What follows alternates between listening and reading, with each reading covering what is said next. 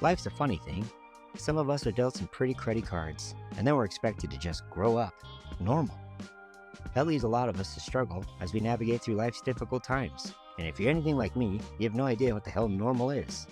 Welcome to the Wishbone Podcast with me, your host, Luke Ohana, as we discuss and share our life stories in hopes of helping each other out. So if you got 30 minutes, let's talk about it. Now, to put you in a tough spot, what would happen if I don't know if you can answer this because your dad he wasn't abusive, right? He just was absent. Yeah, he had a different family. He could never be there. If he was somehow aggressive towards your kids, this really goes without saying, but that's when you would, I guess, put into place certain boundaries or whatnot, just to protect both sides, I guess. Oh, of course. I mean, he's never met them in person yet. That is a goal here. But where is he living, by the way? He's living in Oceanside, California. Oh, okay. Yeah, he's in a nice spot. And he's in the military, right? Or he was? Yeah, he retired a master gun from the Marines. That's pretty nuts. Yeah, and I remember you said you wanted to join the Marines for a little while there. Yeah, right? I had told him about that while we were on Kauai. I told him, Dad, I want to join the Marines, and he had told me, son, you're not the smartest. You shouldn't do that. Only because Thanks, Dad. He was against joining the Marines rather than any branch of military, because Marines, in his eyes, were pretty damn tough to deal with. And he's had multiple back surgeries, neck surgeries, and he can barely walk today. And my buddy, who I was supposed to be doing the buddy system with, his back is all fucked up too. And he was only in there for a 5-year contract. Yeah, so he was happy that I didn't go. But it was more than that for me. I wanted to make somebody proud. It wasn't even really about me becoming somebody. It was just making somebody proud of that. I just wanted to get a good reaction. Yeah, he didn't really like that at all. I'm happy he didn't like it. You stupid? Yeah. Yeah.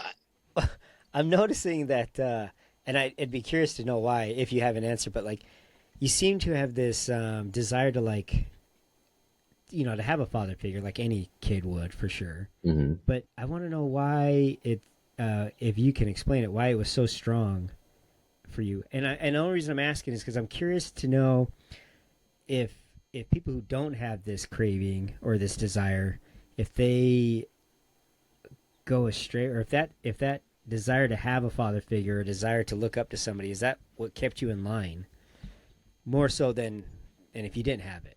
Because I know you and I both talked about how we could have easily ended up being drug addicts or 10 kids and a deadbeat dad. Yeah. So yeah, I'm curious to know what allowed you to stay on the quote-unquote right side of this upbringing. For the most part, it's just because I could see my mom, especially after that divorce where Vernon took everything. Our lives were not in a good spot. There was one point where she was eating nothing but rice for a very long time, nothing but rice, not even canned foods or nothing, just so she could get me the better food that has the nutrients in it. And she was passing out all the time because she has that diabetes where if you get low blood sugar, you pass out, or whatever happens with. And so she was passing out all the time. And as a kid growing up, I noticed she's having a hard time keeping her shit together, but she's keeping it together for us. And if I add fuel to the fire, I'm being a bad son. And I do not want to be a bad son because she's being the best mom that she could be. Why would I be a bad son to her? So that's basically what kept me in line. I mean, she's great. It was more communication than anything from her. So it really helped out. You guys talked quite a bit growing up. She never held anything back from me. Any question I had, she would 100% answer it with as much truth as she could. Really? I like that. Yeah. I think that's important. I don't know if I'm going to say I struggle with it, but I didn't grow up with that, so I have a very hard time understanding if there is such a thing as too much information. Mm-hmm. I don't hold anything back, but I still am Yeah. terrified my kids are going to ask me something, and I'm going to be like, do I say something? But so far, I haven't, and maybe that's been the key to me and the boys. But I don't know. I'm just very curious. I had mentioned in the last episode that I always am curious at how other people parent, and I have always looked up to how you not only parent but how you were a partner to Felicia, because it seems like we did it without like a roadmap, or we don't do it with a roadmap. But after this discussion, it seems like you actually did have a pretty good idea of what you thought was the right thing to do, if that makes sense. Yeah, it was a real rough draft version of what a dad or stepdad's supposed to be, and that's the most unfortunate part about Coevius and my relationship is I grew up with him. Whereas see. these next ones, they're getting a dad. They're getting a Like a full-on polished dad. version. Yeah. Very, yeah, and my number one commitment is to them and their mom, and they're gonna know that. There's not gonna be one doubt in their Yeah. mind. Whereas with Clevie, I was so stupid and just irresponsible, and it took me a while to grow up. Yeah, interesting. Yeah, I do know that you and Clavey are pretty damn tight, though.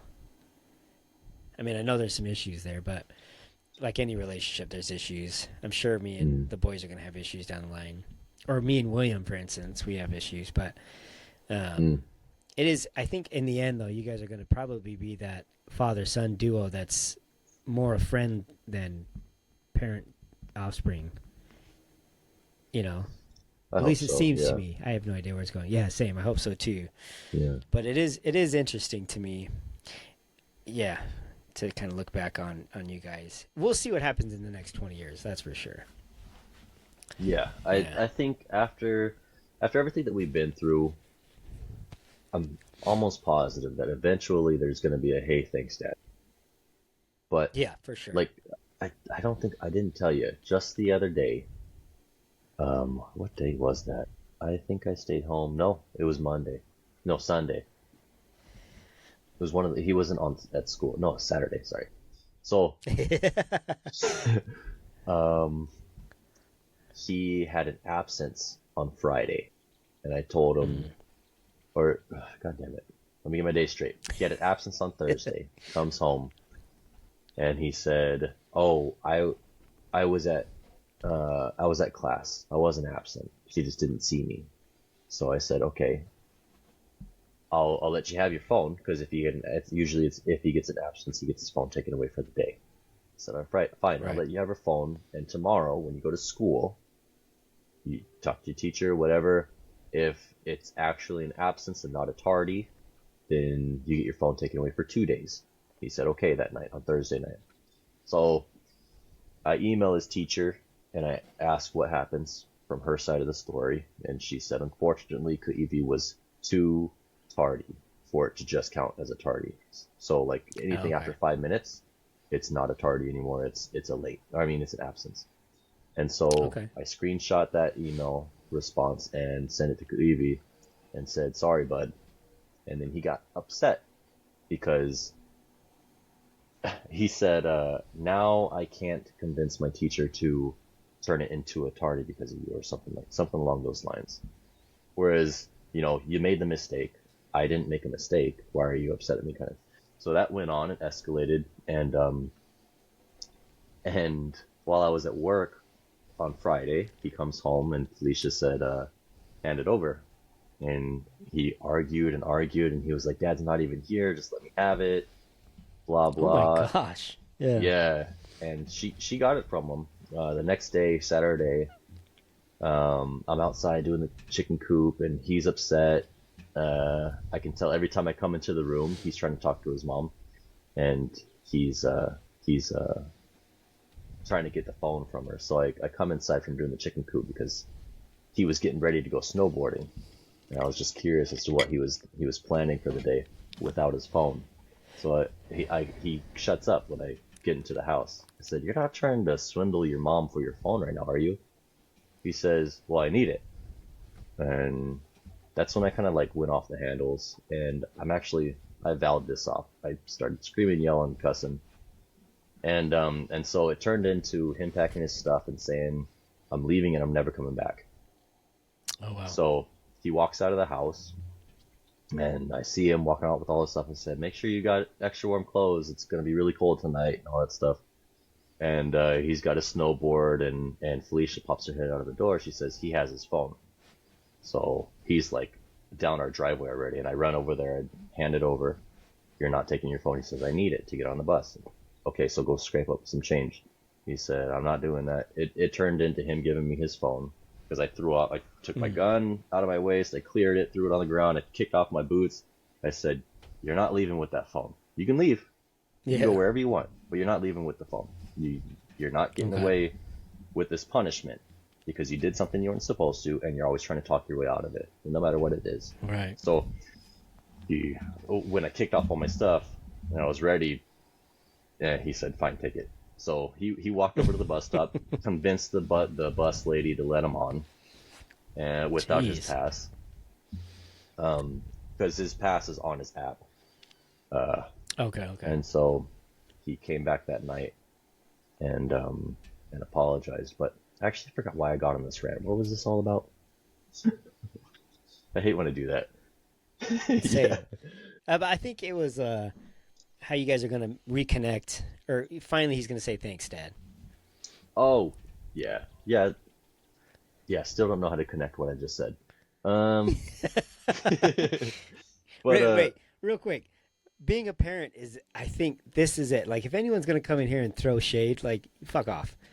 Being a parent is not, you can't just judge somebody's view.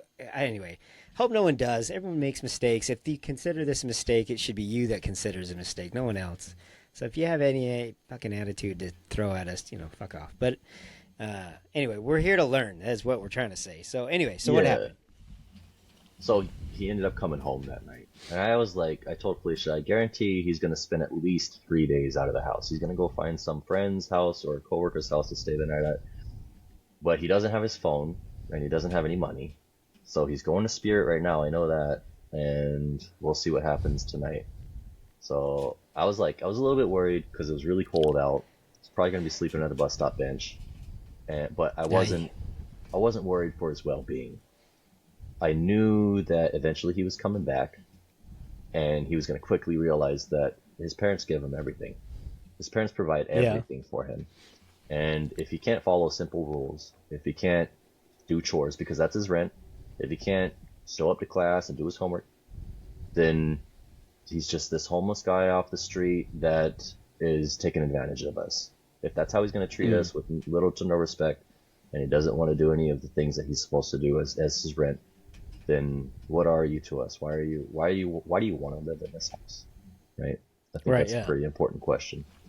But what I've learned from that experience that I'm gonna be applying to the next 3, I think maybe this is what I started this rant for, was I think you're the right, yelling. Man.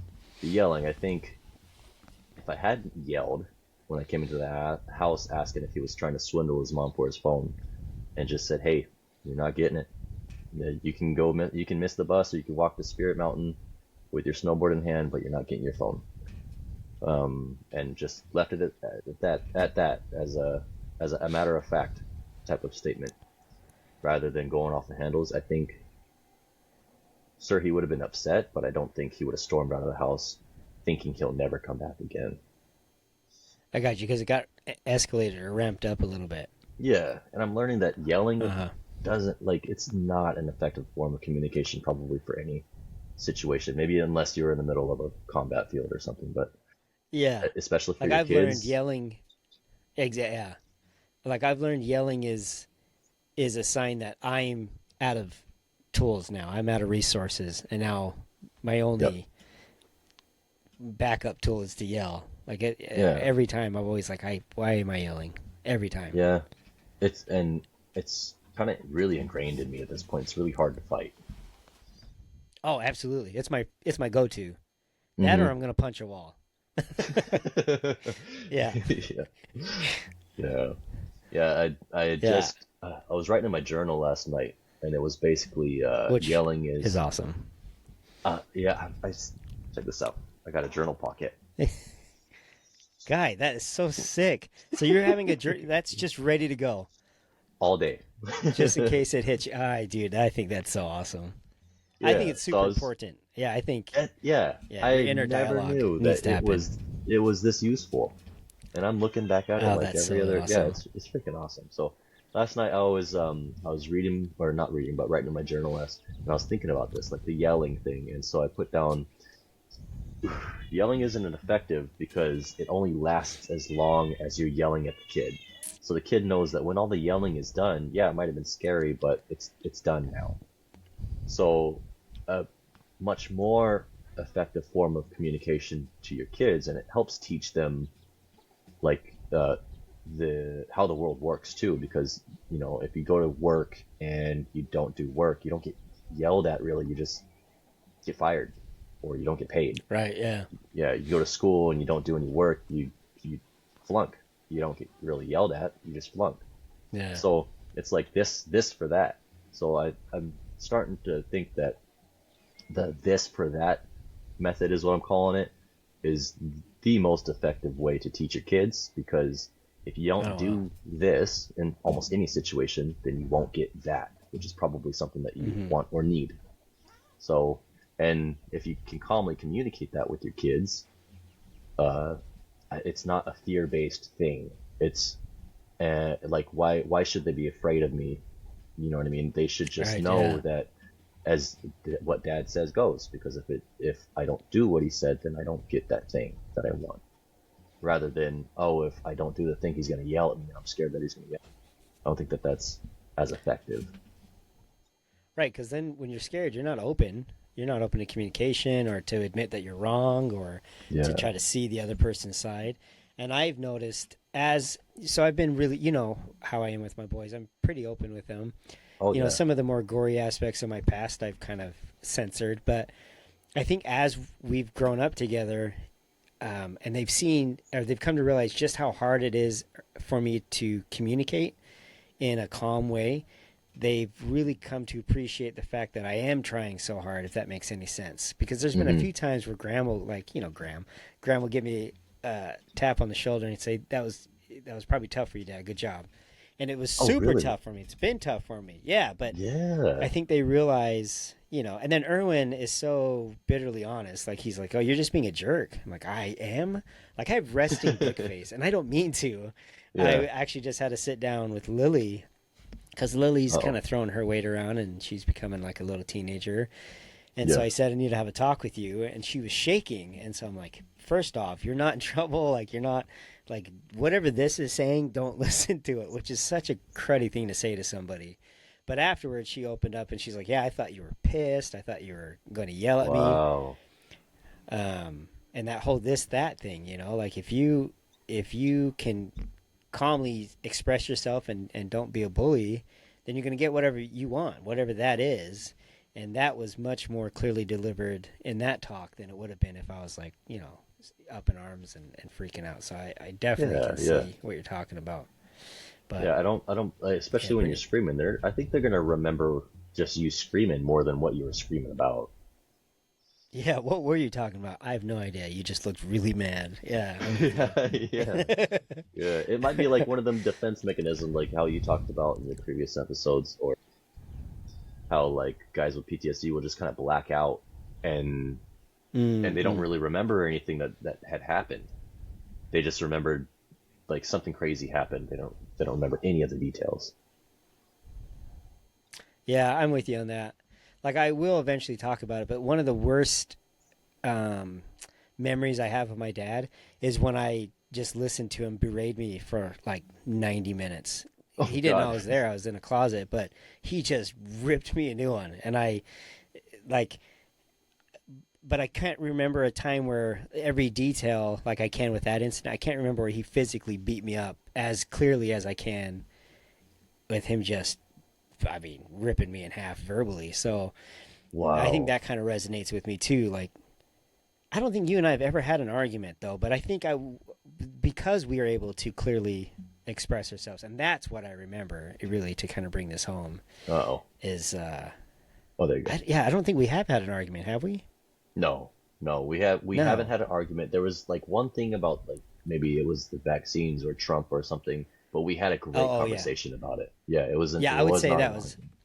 no, that was a discussion, and we should talk about that because I remember one thing we should know to state there because, yes, it's important to surround yourself with people that kind of align with your views on life, but I think it's Oh, equally yeah. important to that when you have a connection like you and I do, regardless of what our political views are, our life views are, we have a connection, and I think we kind of honor that connection by maintaining this closeness. Yeah, Because your political views are definitely different than mine, as they should be, hands down. Like I don't think that's a bad thing. yeah, But I do remember going into that conversation super nervous, like yeah. this could be the end, And then I remember you looking at me like, "You're an idiot. Like, don't be scared to talk to me. Don't ever hold back. Just talk to me." If we have a serious conversation, it's a conversation. It's not, the divorce Yeah. decree. But I get, kind of, I get the yeah. tiptoeing around though, because that's not how relationships are these days anymore. You Right. can't do that anymore. It No, is scary. it is. And I don't think it's just romantic relationships. I think even like work relationships are that way. If you don't agree Yeah, with me, fuck you. And then you're yeah, like, what? I don't think it should be done that way, But yeah. I was talking to you about the Always Sunny podcast, and Rob McElnerney, he has this really great way of conflict resolution or conflict management, and he always looks at conflict as a positive thing. Like you Mm. guys get the opportunity to find a solution, and Oh, that's stuck with me because I think everyone else has this view on conflict as a negative thing, like, oh, we're going to actually but head to head. But there's an actual after step that we don't consider or don't get to practice, and I think that's where we should really focus on is let's enjoy this discussion. Let me hear your opposing side to my views, and maybe my stance will change, and maybe not. That's yeah. not the point. The point is just to hear another person's opinion and discuss. I agree with So that. I I do think, cherish that about us. yeah, I think one of the biggest problems is people don't want to be told that they're wrong. They don't want Yeah. to lose the argument. They don't want to believe in something for so long, and then and then told that, oh well, this none of this is actually true what you believe. For anything, it really doesn't matter what it's about because it a lot of people will attach who they are to all of those ideas, and when they were told, oh well, you've just been an idiot this entire time and you didn't know it, then it hurts the pride. And I The know that pride, for yeah, myself that's it. Yeah. as a parent. Boy, have I ripped myself apart quite a few times because I Yeah, would you go do. Yeah. into a room after an argument with Kaivi or whatever, and I would just be like, dude, you were being so stupid. Like, but in the moment, I did not want to lose. I did not want to be told Yeah, I'm that I not was backing wrong. down. Yeah, I'm Right, not yeah. backing down. Yeah, it's the pride, man. It always gets in the way. It does, yeah, absolutely. Yeah. Yeah. Yeah, I like this. This is the part of the interpersonal relationships that I think, while I don't excel at it, I definitely enjoy practicing this side. I I don't care if you tell me I'm wrong. Like, it doesn't make me wrong. It's Right. only when I decide if I'm so insecure in my belief that I feel wrong, then that's more of an inward thing Yeah. than anything you could say. Yeah. But I think for me at the time why I was nervous is because, I have this great friendship and I didn't want to risk it. But I just love how you're so dry about it. Like, just don't be stupid about it. Just talk to me. Don't be Yeah. dumb. Oh, okay. Oh yeah, It's that was simple, such a great you know? night. Yeah. It was it was good. And to be clear, we did get into a pretty in-depth conversation and discussion, but that was relatively new for me. It's not like I've been in, I got kicked out over a discussion with my dad, and that's kind of like how it's always been. Yeah. You're wrong, you piece of shit. Okay, Yeah. my bad. I'm sorry. But, that's why I've been really happy that you and I are as close as we are, and yeah, so yeah, pretty interesting. Yeah, this has been pretty good. I don't know what else to say right now. Oh, do you know? What's your gray matters question before we get into it? because that's a weak intro to it. But did you have one? I did. Yeah. You Okay, want to hear sweet. it? Yeah, we'll go into it quick. Okay. This Okay. might not be the end of our podcast. I think we have roughly 3 episodes worth, but we're doing an hour. I don't know how much the last recording was before it cut out, but I like it so far. It's definitely Yeah. a lot more relaxed than I started out as. You know what I mean? Yeah. There, you haven't Yeah. had a lot of ums, I don't think. No, and I notice when I'm in a camera, I don't do that. Really? But when it's just me and a mic, I'm doing this a lot. Mm, But I yeah. also write down my topics. Oh, that's great. Those first few episodes, it was topic by topic, so I'm not sure what it was, but the part was pretty strong. I definitely cut that out. But okay, so we'll get into the thing. So now I'm gonna look in the camera. Relax. Where's the so hands? yeah. So okay, so now we're gonna get into this week's what do I call it? Gray Gray matters. matters. Matters of the Good gray. job. Okay, yeah. All right. So we're getting into this week's Matters of the Gray segment, and for this week's Gray Matter, we're going to have our guest Brynan tell us what it is. So hit us with it. All right. This week's Gray Matters question is anxiety. Wait, actually, I'm sorry, guys. Give me a second here. I already That's forgot good. it. I can cut this out too. Perfect. What is purple? Okay. It's what is anxiety, and is it detrimental or useful? Mm. Or could it be detrimental or useful? Did you think about it? Do you have an answer? I do. And obviously it's all about Can perspective. Oh, go ahead. Sorry. Sure. Yeah. No, go ahead. I would love to hear your side. I'll give my thoughts on the next episode, but Oh, you son of a bitch. Okay. So, I believe it's all about perspective. I had ran into somebody. I'm going to extend this podcast for about another hour with this one. I was hell yes. I was talking to a coworker yesterday, and he's having some issues with a breakup of his happened last Thanksgiving or something. With his girlfriend of 2 years, and apparently he's like run out all his sick time, all his FMLA, because he keeps calling out. He keeps having these panic attacks, anxiety, ridden days, and he just can't handle being around people. So yesterday was another episode of his, and he was sitting there, and I made what I thought was a funny joke to him. I was doing something, he was sitting down, he just looked like he was zoned out. I said, "Hey, what's it like being a cisgendered white straight male in today's world? Pretty powerful?"